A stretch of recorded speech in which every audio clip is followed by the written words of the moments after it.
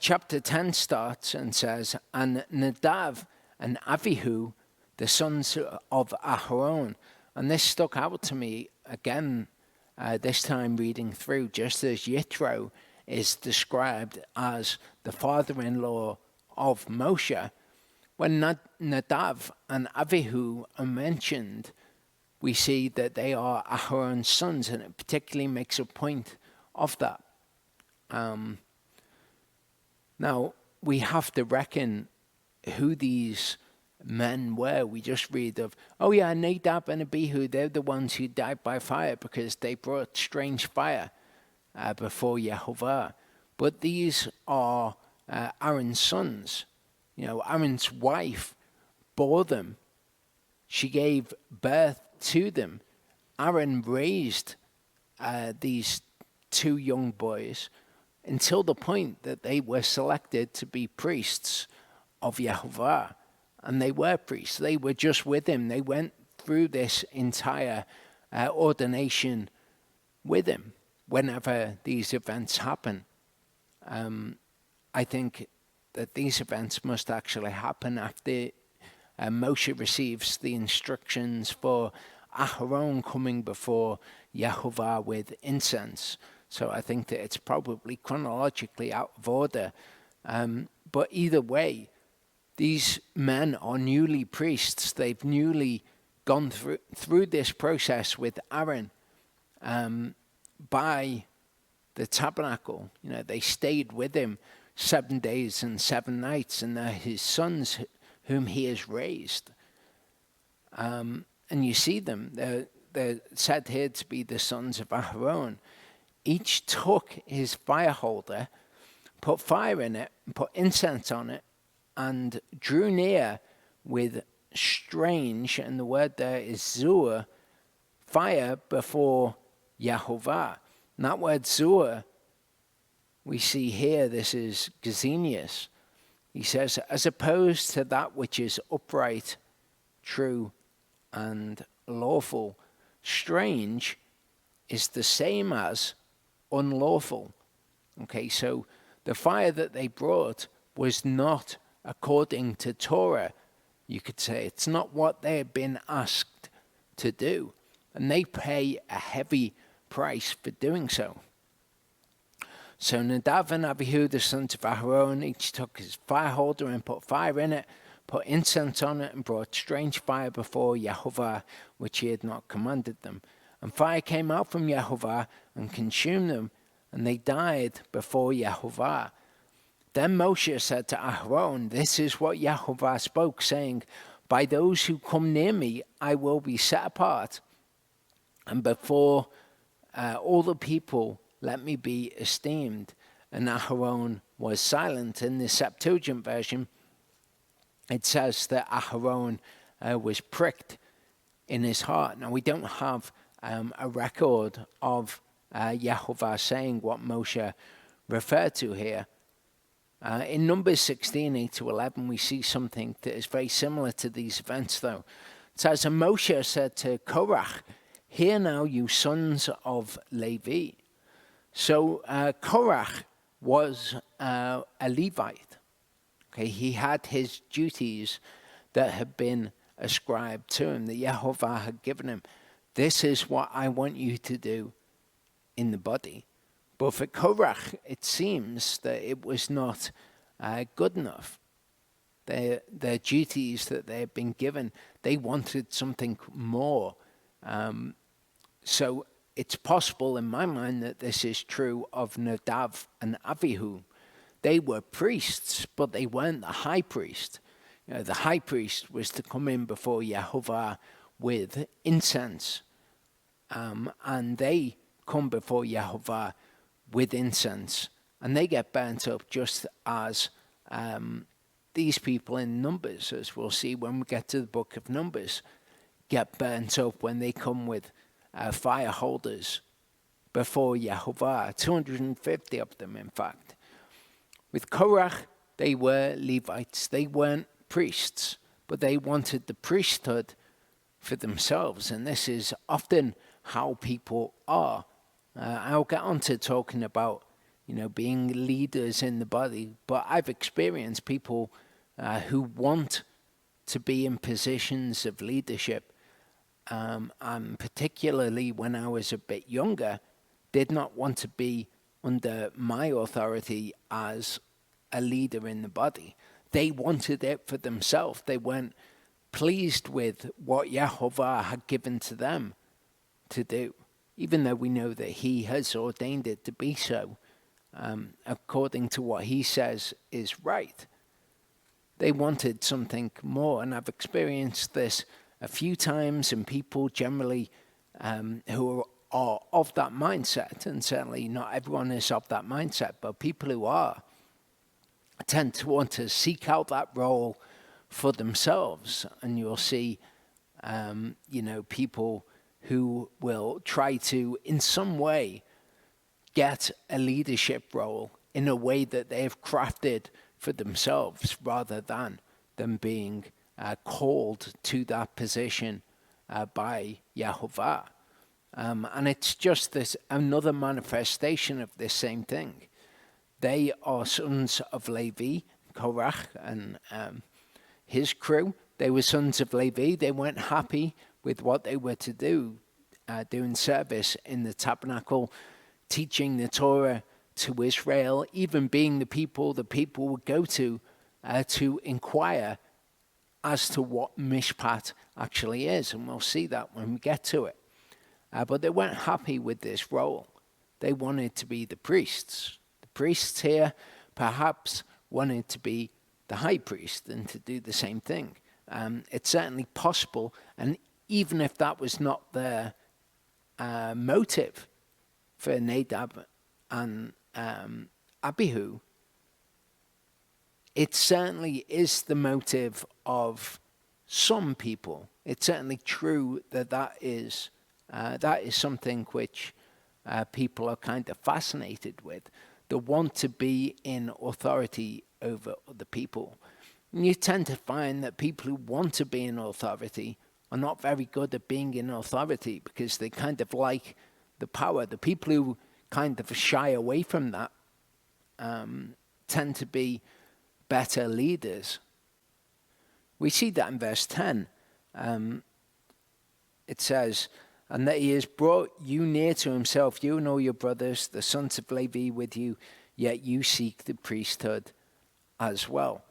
So people who kind of desire that role, who want the priesthood as well, they're not happy with their lot, generally aren't good people to be leaders, people who want power over other people. And people can dress it up however they want, but that is kind of the root of it. They don't like being under someone's authority. They want to be that authority themselves. And I don't think the people who want that are generally good leaders. Like, I would say that I am generally quite an agreeable person. I don't really want to disagree with people, but I have it within myself to disagree with people. And if it is a matter of truth or a matter of something of importance, then I don't mind putting myself out there, putting myself out of my comfort zone to address something with people. But people who are just by nature disagreeable probably aren't all that good as leaders. People who actually want to be disagreeable with people rather than people who have the ability to disagree with people and to have confrontation, say, when it is necessary, and people who kind of like the idea of being able to tell people what to do. We'll see when we get round to it that that's how Yeshua describes the Gentiles, those who rule over the Gentiles, and we'll see the distinction that he draws between those who rule over the Gentiles and those who prostemi. The word that we'll look at is his people. But we'll get to that when we get to it. Verse 11 says, therefore you and all your company are set against Yehovah. And Aharon, what is he that you grumble against him? And when you see people who are not happy with their lot. They want something else. Often you'll see that they're not really the sort of people who are going to be good in that role. Maybe people who don't like authority are being told, listen, you've got these problems, you need to sort them out. And so they'll have a problem with that authority. And then they will think, well, we'll just set ourselves up as some kind of authority.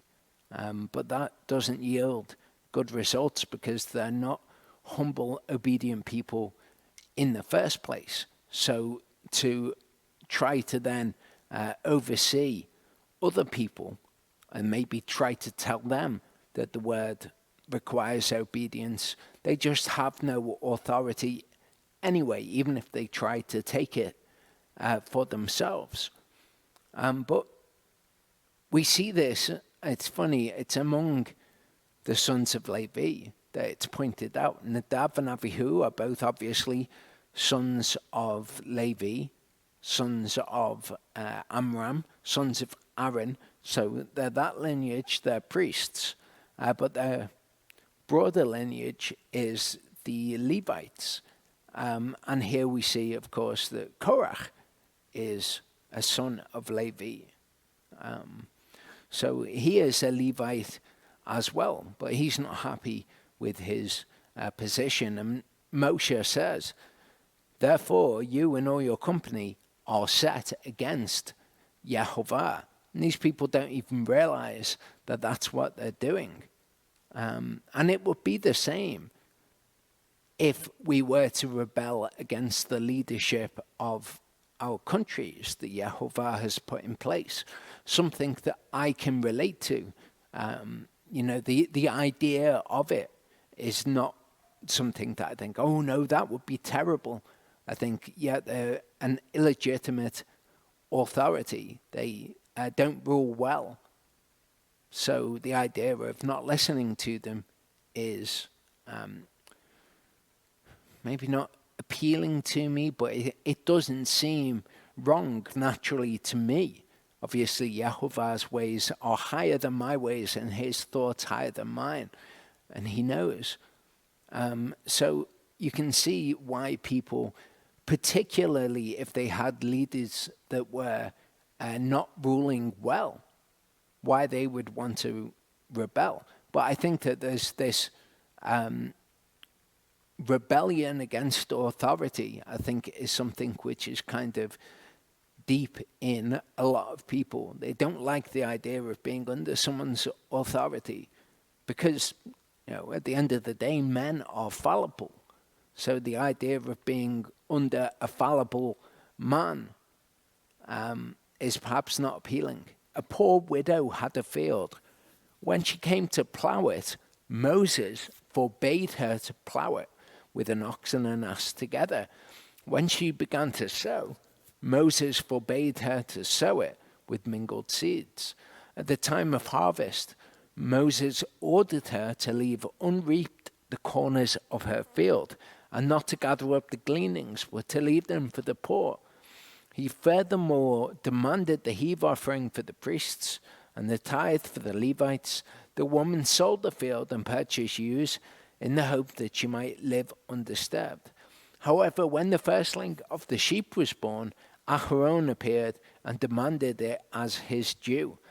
At shearing time, Aaron reappeared and demanded the first of the fleece of the sheep, which according to Moses' law was his.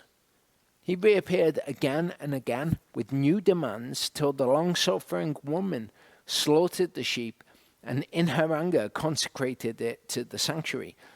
Therefore everything went to Aaron. Such men, Korah concluded, are Moses and Aaron. Now, as I say, I'm not saying that's what Korah believed or that there's any truth as to the factual nature of that statement.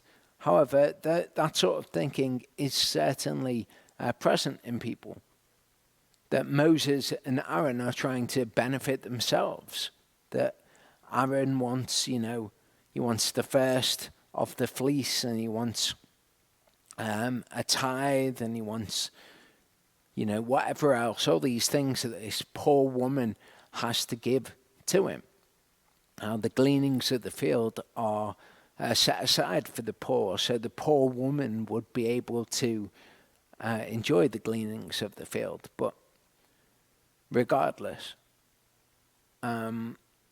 this is a good example, not a factual example, a good parable, say, of how people perceive the commands of Yehovah. They because they're coming at things from a selfish point of view, because they are the center of their own worlds, they perceive other people to have the same sort of motives as they do. As we continue through, we'll see that those who are in leadership are not the sort of people that this will be true of. We know that Moshe was the most humble man that there had been, for example. So none of this would have been true of Moses and Aaron. It's just simply what Yehovah commands, but people's imaginations get the better of them. And you can see how through believing things that are false, people can be misled into rebellion. If they think that they're justified in doing something, and that the authority that they're to follow is unjust, then they can just do whatever they want.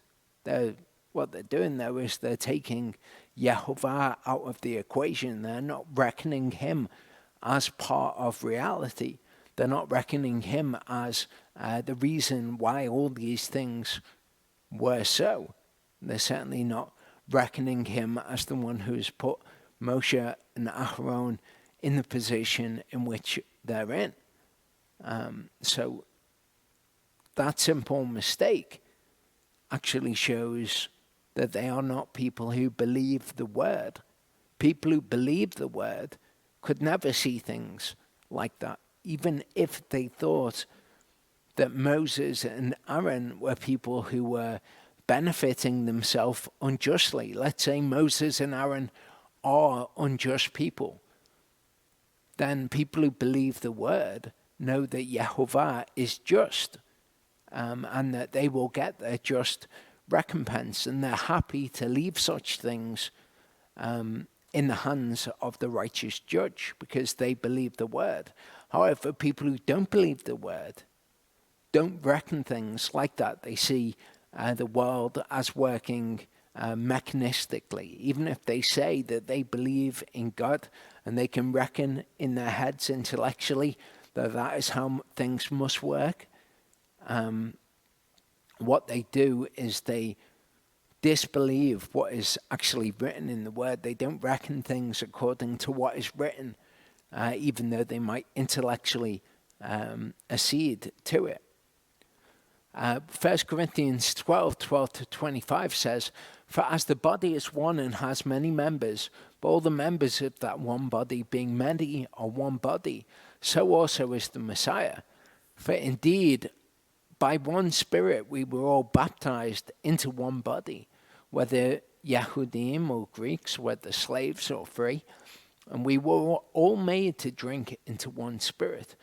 For indeed the body is not one member, but many. If the foot says, because I am not a hand, I do not belong to the body, does it therefore not belong to the body?"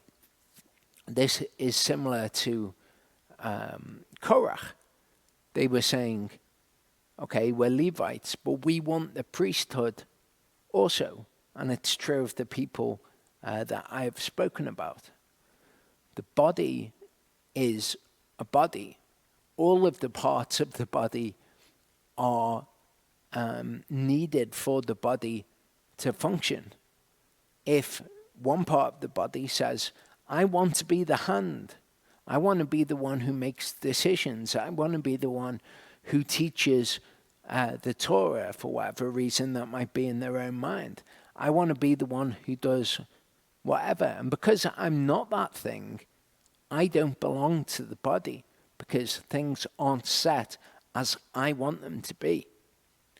And if the ear says, because I am not an eye, I do not belong to the body, Does it therefore not belong to the body? If all the body was an eye, where would be the hearing? If all hearing, where would be the smelling? But now Elohim has set the members, each one in the body, as he pleased. And that's the important thing, that everyone is put in the body as Elohim pleased. So we know that they are in the right position. If you think, well, I don't even know what I'm supposed to do in the body, you don't know what you're already doing in the body. And you certainly don't know whether you're like Moses, being a shepherd for 40 years before he was called to lead Yehovah's body. That might well be the case. You just don't know. And you, as I say, you don't know if what you are currently doing in the body is what Yehovah wants you to do. You know, you might think that things are of little account, but maybe the conversation that you have with somebody, maybe that was a big turning point in their walk. You know, I'm just speculating here. I'm not trying to give you concrete examples. But you don't know. Elohim knows, and we trust in Elohim. Those who believe his word operate in that way anyway. Those who don't believe his word, but are kind of tangentially associated with it, they may see things differently. They may see things from the fleshly mind rather than the mind of the spirit. Verse 19 says, and if they had been one member, where would the body be? And now there are indeed many members, but one body. And an eye is unable to say to the hand, I have no need of you. Or again, the head to the feet, I have no need of you. So I said this was going to go to verse 25, but it goes to 21 instead. So we are not able to say to other members of the body that we have no need of them. Okay, so many people will say we don't need teachers in the body. We've all got the Holy Spirit, something I've mentioned before, something that Charlie has talked about also. I've got the Spirit to lead me, but I'm not going to allow the Spirit to lead me by that Spirit being on someone else and them being the person in leadership or them being the person who is teaching. I'm not going to be led by the Spirit like that. I will be led by the Spirit only if I've got my own autonomy. Only if I am the one that receives revelation or whatever it may be. That's the only way that I am led by the Spirit. I'm not open to any other way. I certainly have no need of teachers or leaders. I'm able to do it on my own. So be careful. Be aware that the word tells us that those thoughts are going to be present sometimes. So if they're present within you, heed the warning of Scripture. If you believe Scripture, I don't mean if you believe that it's true. I mean if you believe in it enough to act according to it. Jude 8 to 19, Jude being one chapter, says, in the same way, indeed, these dreamers defile the flesh and reject authority and speak evil of esteemed ones. But Michael, the archangel, in contending with the devil when he disputed about the body of Moshe, presumed not to bring against him a blasphemous accusation, but said, Yehovah rebuke you. So this is a great example of somebody who could think, I am acting according to something that is good. I'm contending about the body of Moses. That's a good thing. But he didn't contend even with Hasatan to bring a blasphemous accusation against Hasatan. We tend to think of blasphemy as something that can only be done against Yehovah. But to blaspheme means to speak against the name of. So Michael can speak against the name of the devil. And he might be right, he might be wrong. But what he would be doing is blaspheming Hasatan. But these blaspheme that which they do not know, and that which they know naturally, like unreasoning beasts. In these they corrupt themselves. Woe to them, because they have gone in the way of Cain, and gave themselves up to the delusion of Balaam for a reward, and perished in the rebellion of Korah. These are rocky reefs in your love feast, feasting with you, feeding themselves without fear, waterless clouds borne about by the winds, late autumn trees without fruit, twice dead, death of the body, death of the soul, pulled up by the roots. So we're told that these people will be amongst us, but we're also told that they are without fruit, that they are things which do not fulfill their purpose. They're waterless clouds. They're late autumn trees which should have fruit upon them. That's their purpose, but they don't. They don't bear fruit. They are, for want of a better word, worthless. Verse 13 says, wild waves of the sea, foaming up their own shame, straying stars for whom blackness of darkness is kept forever. And I believe that's talking about the second death, the death in the sea, the wild waves of the sea, foaming up their own shame, straying stars for whom the blackness of darkness is kept forever, because that's what they choose. They choose darkness rather than light. And Enoch, the seventh from Adam, also prophesied of these, saying, see, Yehovah comes with his myriads of holy ones, to execute judgment on all, to punish all who are wicked among them concerning all their wicked works which they have committed in a wicked way, and concerning all the harsh words which wicked sinners have spoken against him. And if people think at this point, wow, that's a quote from the book of Enoch, there's a video called The Mysterious Book of Enoch on the channel that I would point you to as a video that might be profitable for you. These are grumblers, complainers, who walk according to their own lusts, and their mouth speaks proudly, admiring faces of others for the sake of gain. So this is where they will give fealty to others for the sake of their own gain.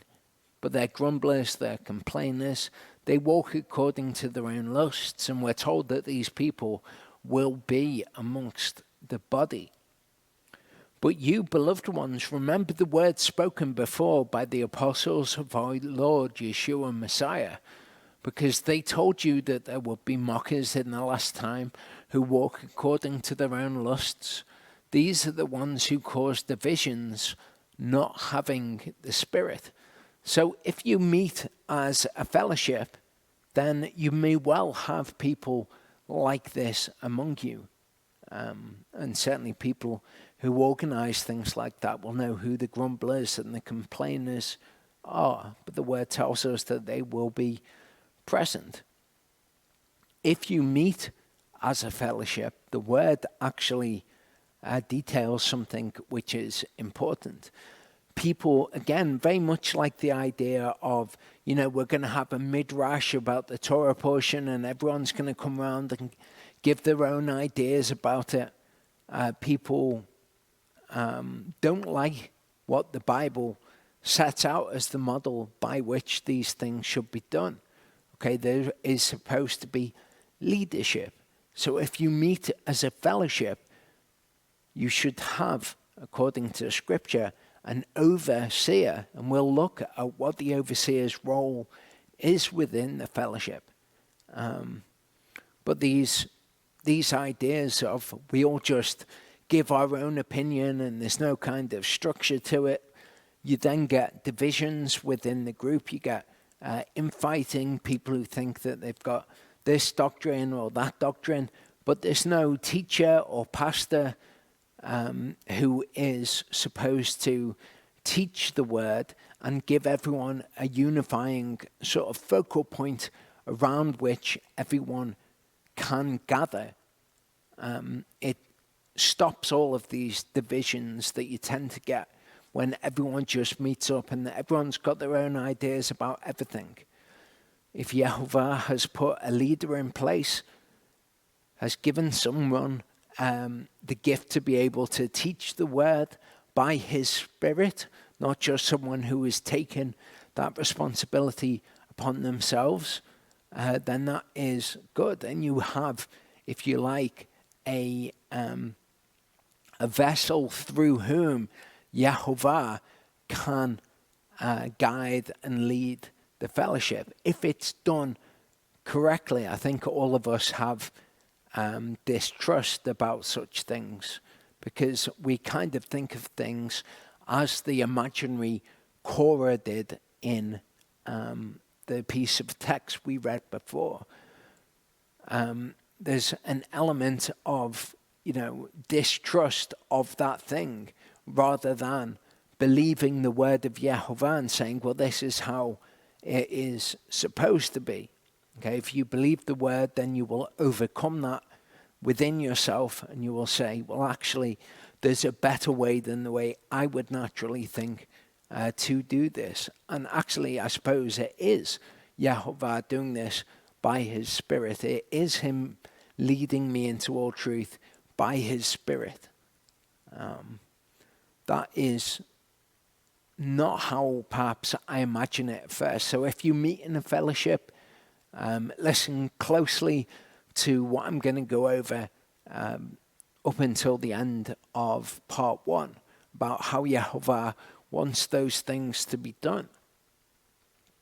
Romans 13, 1-2 says, let every being, or every soul that should be in subjection to the governing authorities, for there is no authority except from Elohim, and the authorities that exist are appointed by Elohim.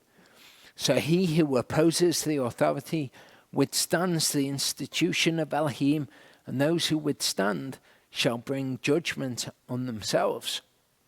In context, Romans 13 is, of course, talking about kind of the authorities of the world and us being in subjection to them. Romans, of course, being written to a people who were under the authority of the Roman authorities. So it doesn't surprise me that this is written to them. But quite shocking to know that if we are to withstand that institution, then we are bringing judgment on ourselves, because all authority is from Elohim. How much more so in his body? Luke 22, 24-27 says, and there also took place a dispute among them as to which of them seemed to be greater. And he said to them, the rulers of the Gentiles rule over them, and those who control them are called workers of good. It's simply a title that he's talking about, not what they are. But not so with you. Let him who is greatest among you be as the youngest, and the leader as one who serves. For who is greater, the one who sits at the table or the one who serves? Is it not the one who sits at the table? But I'm in your midst as the one who serves. So Yeshua says here, basically, I am your leader, and yet I am serving you. That is how things should be amongst you. The leader should be the one who serves. Charlie and I are leaders of the Way Biblical Fellowship, but we don't rule over people and exercise dominion over them. We make decisions on certain things. We provide service to people in teaching the word and providing a place that people can come and be part of a fellowship. But we're not like the rulers of the Gentiles. We don't have dominion over people. The word that Yeshua uses here, kuriuo, we see to be lord of, to rule, to have dominion over.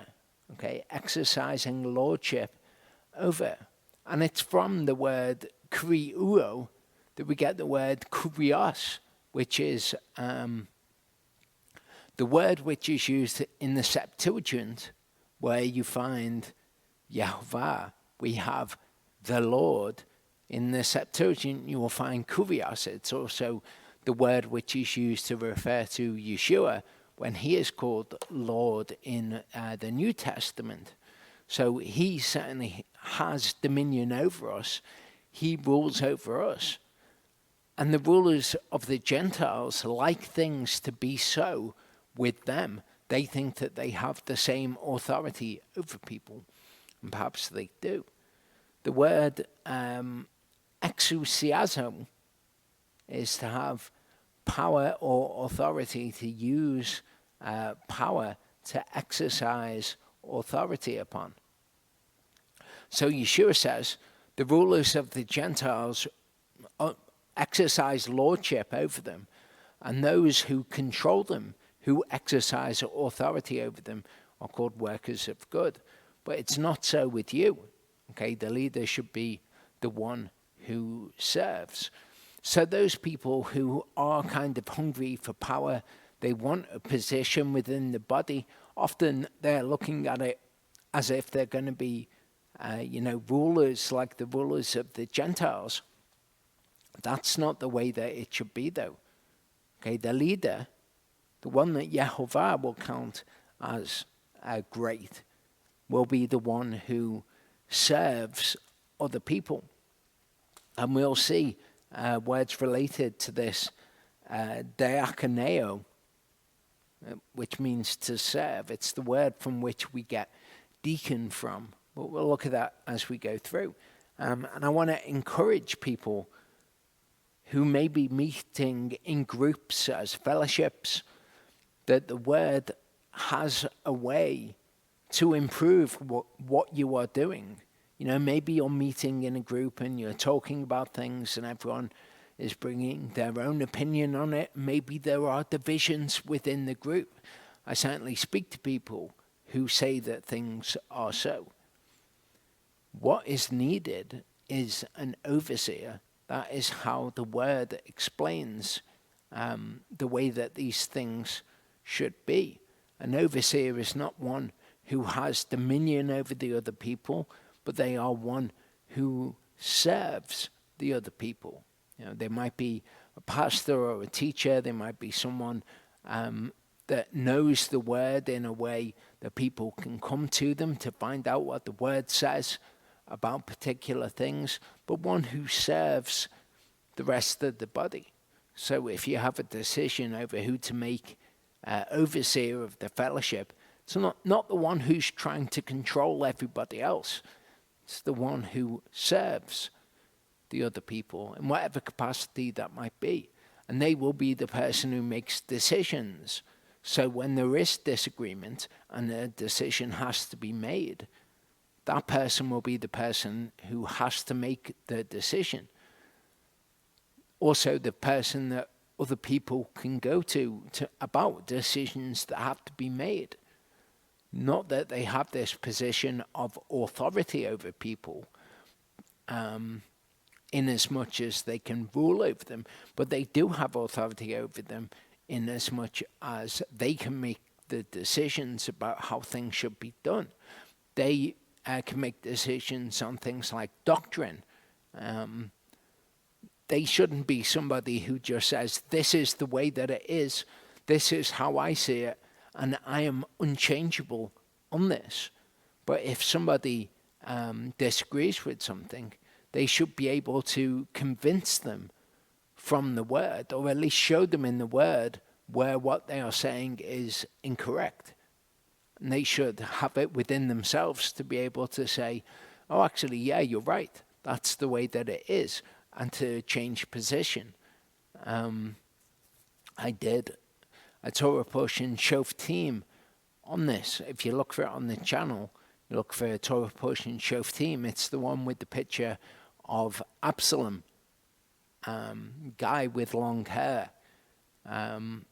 If you want to look at that, that covers how to reasonably disagree with somebody that Yehovah has put in authority, because we're all fallible people.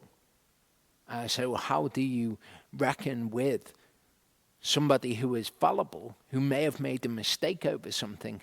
How do you approach them, and how should that situation be governed in the case that at the end of it there's still a disagreement? What should you do? I would recommend watching that.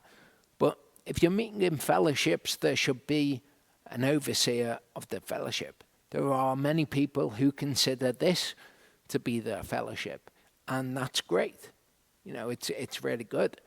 But if you're meeting in groups of people, there are enough of you to meet, there should be an overseer, there should be a decision maker, and that person should have certain characteristics that we'll get onto to look at. 1 Thessalonians 5:12-13 says, "But brothers, we beg you to know those who labor among you and are over you in the master and admonish you, and to hold them in the highest regard and love because of their work. Be at peace among yourselves." And we saw who these people should be. They should be those who serve. When it says they are over you, it's not in the way that the rulers of the Gentiles are. The word there is prostemi. Okay, prostemi is a word which means to set or place before. To set over, to be over, to superintend, to preside over. So somebody can preside over a meeting or a fellowship without ruling over the other people with dominion over them. But they can still be the person who has the final say about how things are to be done. And that's how Yehovah sets things up. We see here, to stand before, to preside, to practice, to maintain, to be over. And then it uses the word rule, but we've got the context in which they are ruling. There were rulers among the children of Israel who, if Yehovah had things how he wanted them, then they would be of this type also. So, of course, there are people who have authority, who preside over meetings or fellowships, but they don't have dominion over the other people. They're not to be controlling of the other people, for example. They are to exercise the authority that they've been given within the bounds that the word gives. They're to be servants to the other people. Yes, they get to make the decisions, but that doesn't mean they are like the rulers of the Gentiles. So if you're meeting in fellowships, you need to have somebody who is in that position. And if everybody can't decide on somebody, then there is a possibility that actually shows that people are coming from the wrong place. If everyone wants to be in that position of authority and can't recognize the person within the group who serves the other people, who is the teacher, they want that for themselves, so they won't give it to anyone else, then maybe that's a problem, and maybe that's part of what I've been discussing. Maybe, not definitely. Maybe, though, it's certainly possible. Matthew 23, 1-12 says, "Then Yeshua spoke to the crowds and to his disciples, saying, the scribes and the Pharisees sit on the seat of Moshe. Therefore, whatever they say to you, guard and do. But do not do according to their works, for they say and do not do." So these people were the people who were in authority over the people. And Yeshua says, what they tell you to do, the Torah from the seat of Moshe, do what they say. But don't do according to what they do, because they're hypocrites. They'll teach the Torah, but they won't do it themselves. Verse 4 says, "For they bind heavy burdens hard to bear and lay them on men's shoulders, but with their finger they do not wish to move them." And of course they had the oral Torah, which had all sorts of weird regulations in. and they do all their work to be seen by men. They make the tefillin wide and lengthen the zitziot of their garments, and they love the best place at feasts and the best seats in the congregations. I would suggest that if there are people in the fellowship who are like that, they're not good people to be in leadership. Maybe they do serve other people, but maybe they do it to be seen of other people. They do charitable works in order to be known among men as someone who does that. They want that position and authority in the eyes of other people. They love the best places at the feasts and the best seats in the congregation. Oh no, I sit here. This seat is the seat of the leader. This is where I sit. I want the best seat. People like that, Yeshua counsels us, maybe they're not the best people to have as leaders. If they're telling you keep the Torah, certainly do the Torah, but don't do according to their works, because they're hypocrites. And often those sorts of people will be the sorts of people that when they're tested, they fall. Okay, you probably want the faithful to be the leaders, the people who are examples to the other people, people who are obedient in the first. If people are disobedient, that's not a good place to start out from as leader, a position of disobedience. You want people who are examples, as I say. So if you're meeting in groups, bear these things in mind. Verse 7 says, and the greetings in the marketplaces, and to be called by men, Rabbi, Rabbi. They love the titles and they love all the pomp and ceremony that comes with leadership in the eyes of men. But you do not be called Rabbi, for one is your teacher, the Messiah, and you are all brothers. And do not call anyone on earth your father, for one is your Father, he who is in the heavens. Neither be called leaders, for one is your leader, the Messiah. But the greatest among you shall be your servant. That same word again. And whoever exalts himself shall be humbled, and whoever humbles himself shall be exalted. So here, Yeshua is not going against the Torah when it says, honor your father and your mother. He's not saying don't call anyone father, don't have leaders. The Torah calls for leaders. Don't call anyone teacher. The Levites were the teachers. So he's not going against the Torah. What he's saying here is, don't have men teaching what men teach, like the Pharisees and the scribes were with their oral Torah. Don't go to them to get your teaching. Okay, if you have a leader or a teacher, they should be teaching the words of Elohim, and therefore they are not your teacher. They can teach you the teaching of Elohim, but that is not them being your teacher. That's what Yeshua is talking about here. Don't go to men for the doctrine of men, like we talked about recently with the Jewish Midrash and all sorts of authorities that put themselves in positions of being leader over people. Don't go to them to find out what is right.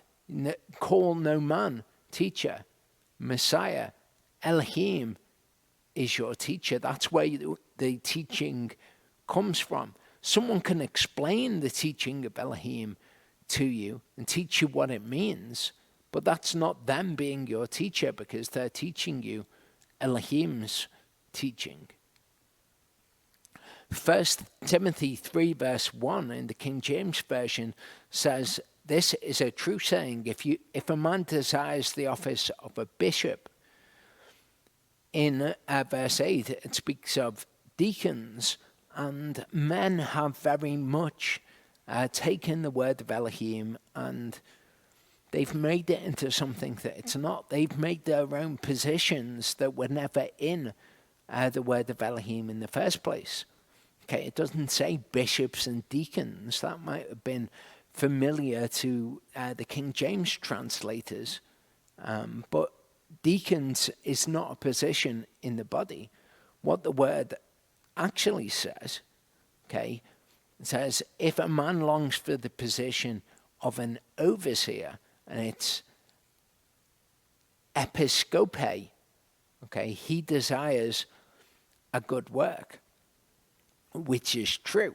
That's not saying all of these people who want to be the overseers of a fellowship for their own reasons, they desire a good work. But the position of an overseer is defined in the word. And if that's what they desire to be a servant and to teach the word of Elohim as it is and serve the people in the body, that is a good work. Okay, but it's an overseer, it's not a bishop. And we'll look at that word. Okay, episcope, investigation, inspection, or visitation. You see a similar word when it talks about the visitations of Yehovah.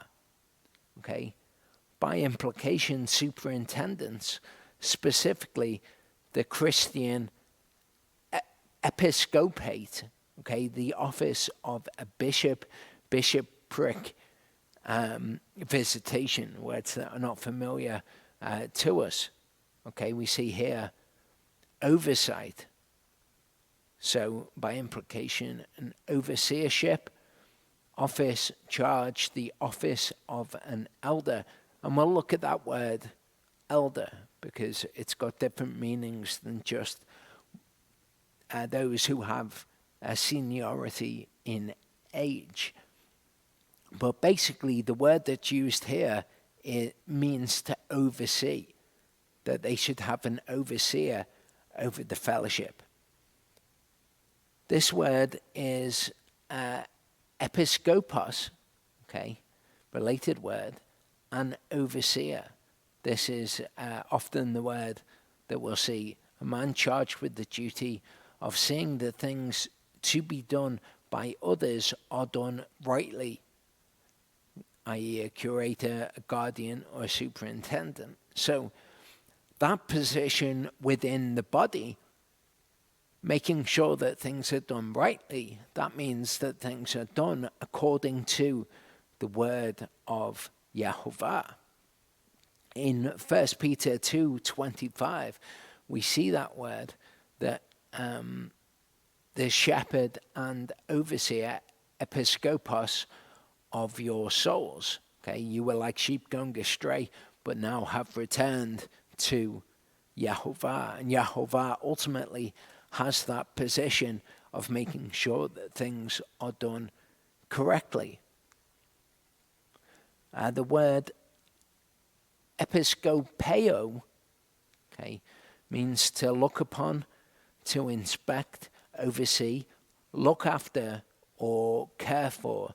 You see, this is the verb which is being done by an overseer. So an overseer watches over things, cares for things, and makes sure that things are done according to the right way to do it. As I say, in the body of Messiah, an overseer is making sure that things are done according to the word. That's their role. They're not, they're not rulers like the Gentiles have, where they can tell anyone what to do and say, you go and do this for me, fetch this and serve for me and whatever else. That's not the role that they have. So if you're meeting in fellowships, this is the role that is up for grabs, if you like. The role of somebody who is the person who will care for the other person, other people in the fellowship. Part of that role is that they will make decisions, and we'll see the other characteristics that they should have.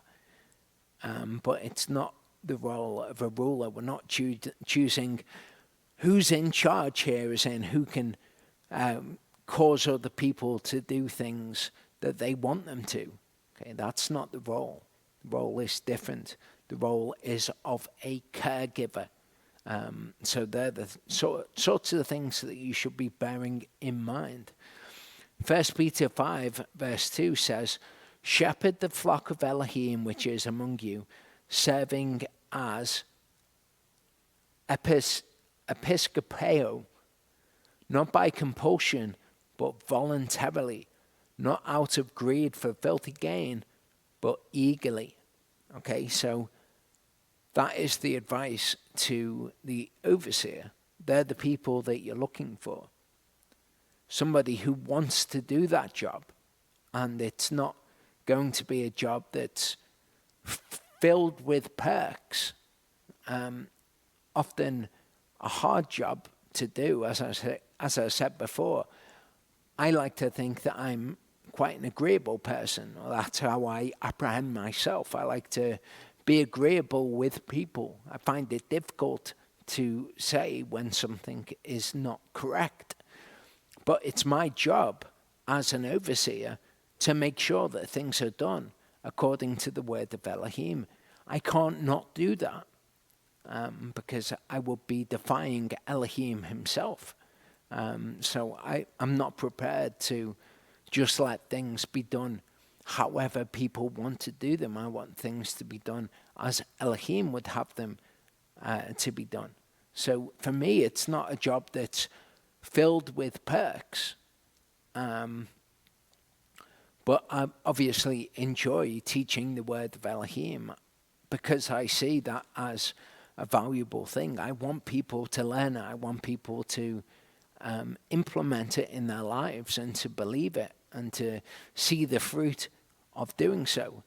Not because I desire any recognition for myself, but because I recognize that Elohim is good, and I want other people to recognize that Elohim is good and the good that he has done in their lives. I would say, and maybe I would say that, but I would say that that is the sort of person that you want to be an overseer of a fellowship if you've got a decision to make now as to, okay, who is going to be the overseer. 2 Chronicles 34 verse 12, we see this word used in the Septuagint.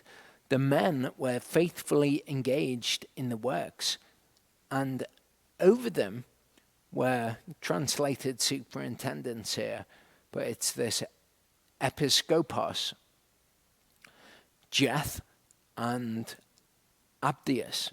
Okay, and who were they? They were Levites, sons of Merari, so they were the Merari, or the Merarites.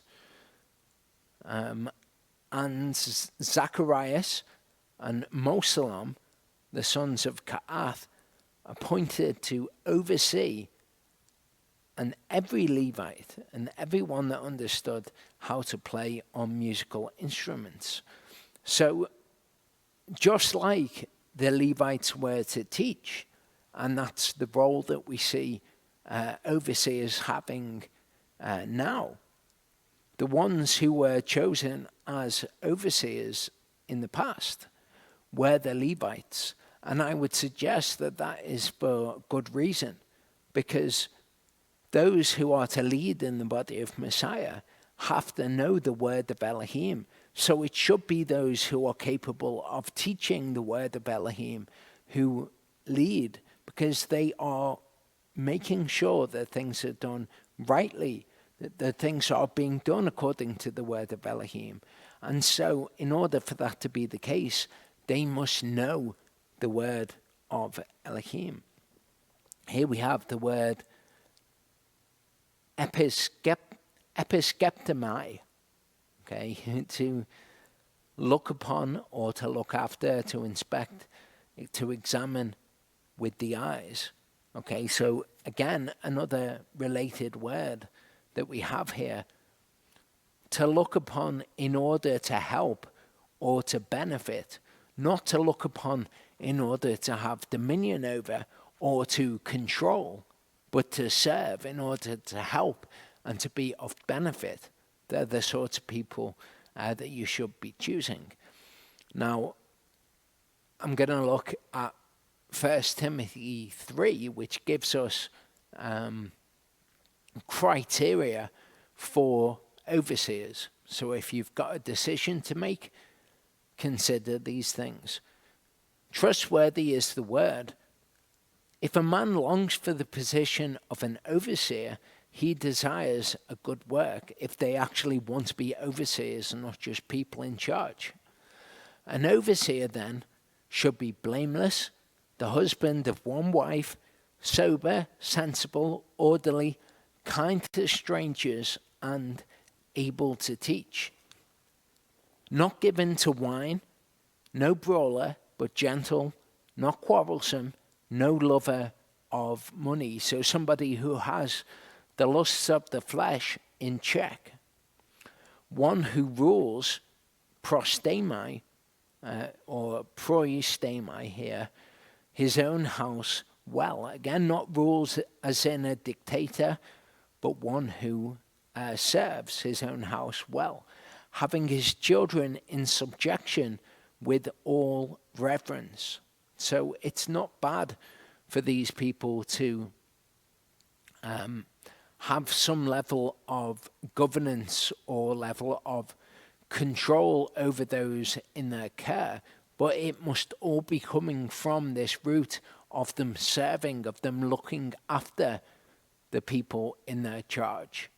Okay, children being subject to their father is a good thing. It's not because fathers are tyrants. It's because it is for the good of the child that that person has some degree of authority over them. Verse 5 says, "For if a man does not know how to rule his own house, how shall he look after the assembly of Elohim? Not a new convert, a neophytos, lest he become puffed up with pride and fall into the judgment of the devil." So this is not somebody who is newly come to a knowledge of Elohim, newly come to having learnt the word. They're not suitable. And we're given the reason why here. But it's somebody who proistemi his house well, so that he can proistemi the assembly of Elohim, not rule over them, rather to serve them. 1 Timothy 3 verse 10, again we see it being spoken of here as the office of a deacon, which is why I use this translation. But a deacon is an office which has been created by men.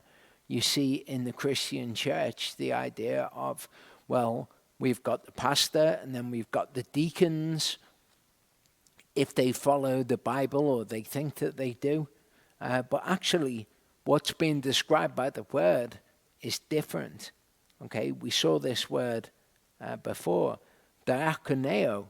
Okay, diakoneo from diakonos means something different. Okay, it means to be a servant, an attendant, a domestic, to serve or wait upon people.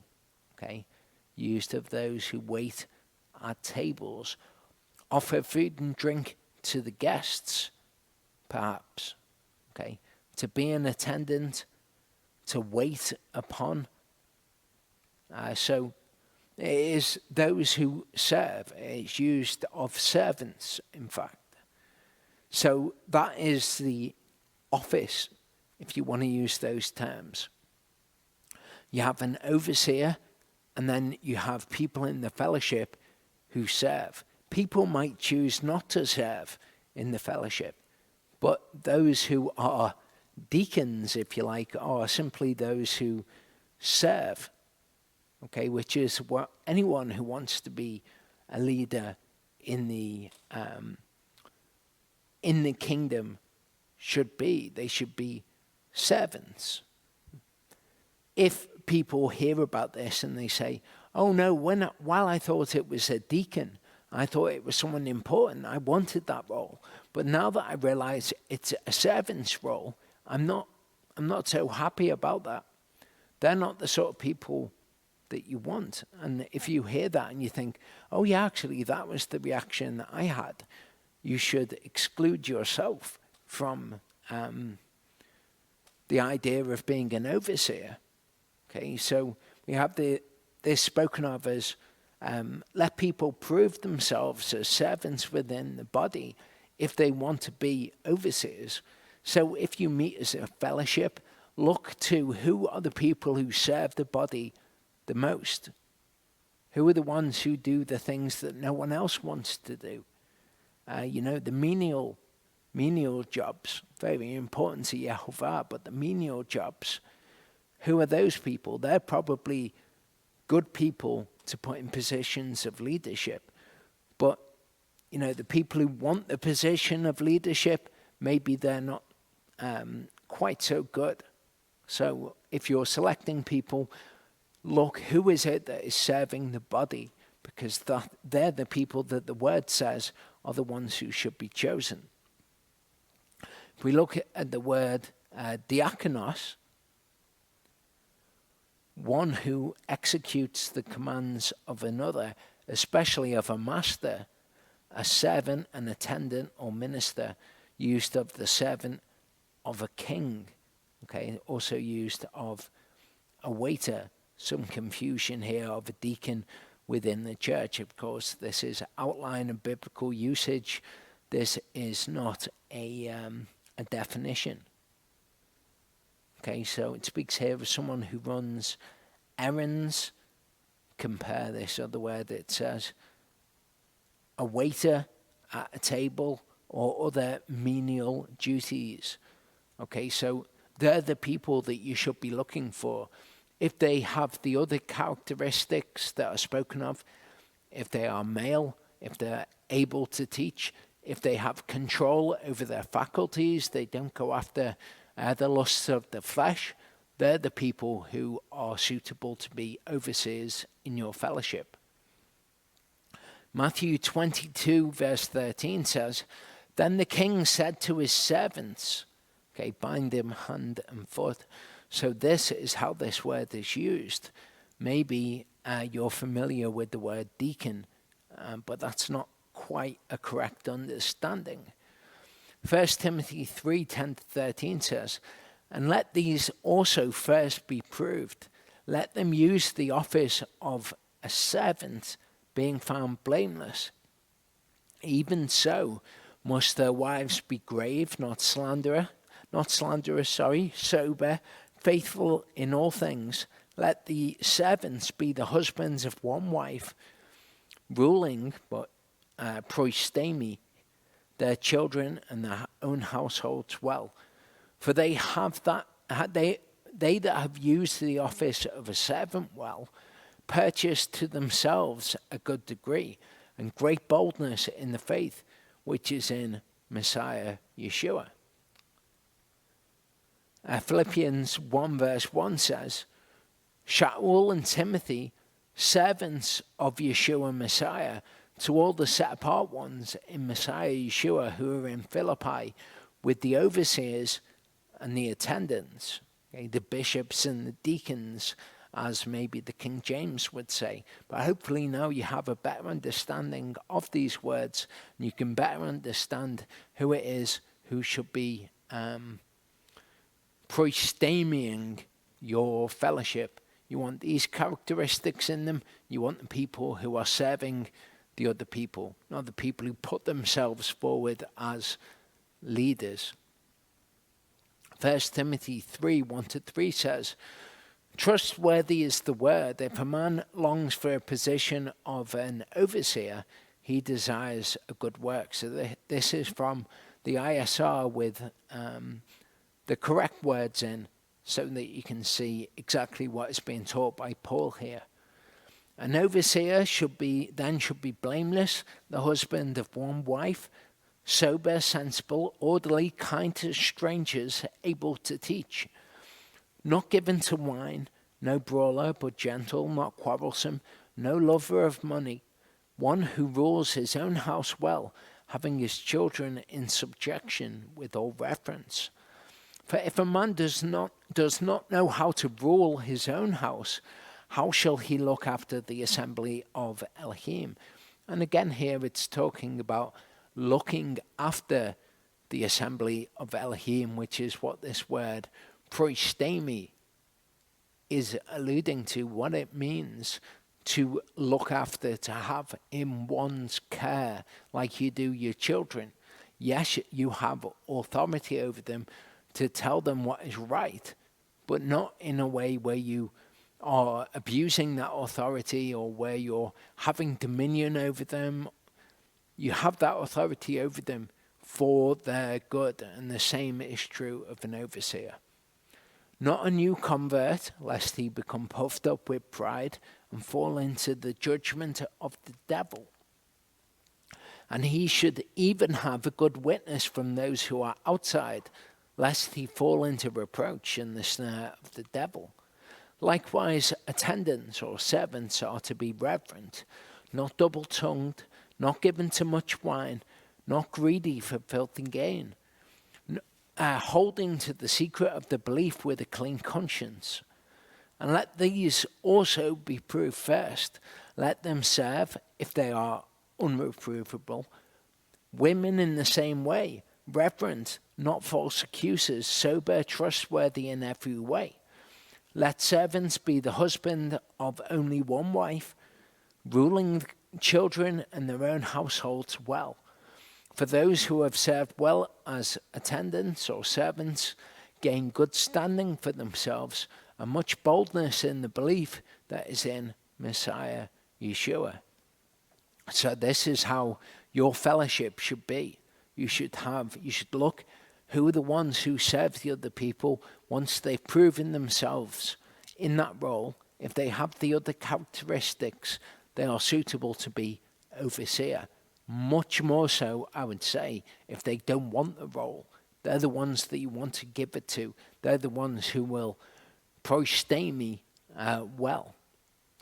I hope that that's of use to people who are in fellowships, and if not, just interesting to people who are perhaps just out there alone with no fellowship. That this is how Yahovah has always governed his body. He's always put people in those positions. At first, it was the Levites who were able to teach. Now we have these instructions given by Paul, which are exactly according to what we learn in the Old Testament, in the Torah.